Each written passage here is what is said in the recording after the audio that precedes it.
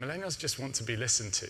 So an incredibly smart and talented colleague of mine said this: "We are constantly told we are entitled by the generation that paid little for college and could afford to buy a home on an entry-level job."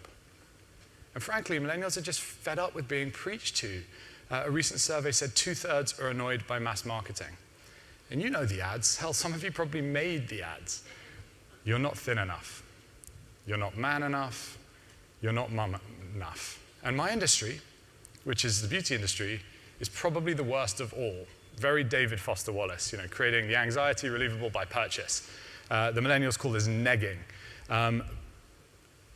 Your lips are not full enough. Your lashes are not big enough. Your skin is not clear enough. But guess what? We can solve that for you. Come with us. And millennials are rejecting that. They want brands to fill a different place in their life. They want brands as peer. They're choosing inclusive, they're choosing nice, and they're choosing real.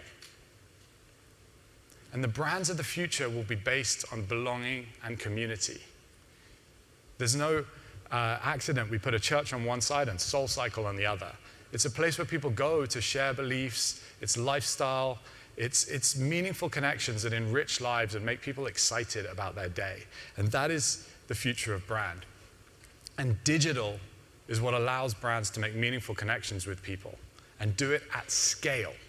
That's the key. These communities are international. They transcend borders. They transcend demographics. They're psychographics. People can opt into them. And there's a bunch of things that brands can do to help tap into this new way of thinking and help foster this kind of environment. And number one is to always look to start a conversation. Now, the word disrupted gets thrown around a lot. Glossier has talked about that a lot. I wanted to be really thoughtful about the examples I put here because I think some brands that are not exactly disruptive or new are doing some really interesting things that pertain to this. And so I wanted to draw attention to that. So we'll start with Coke. Not exactly a new brand, but definitely a brand, the most brand protective brand that I can think of. They took their name off their bottles and put people's names on them to create a conversation. They created conversations between people. They didn't worry about controlling them.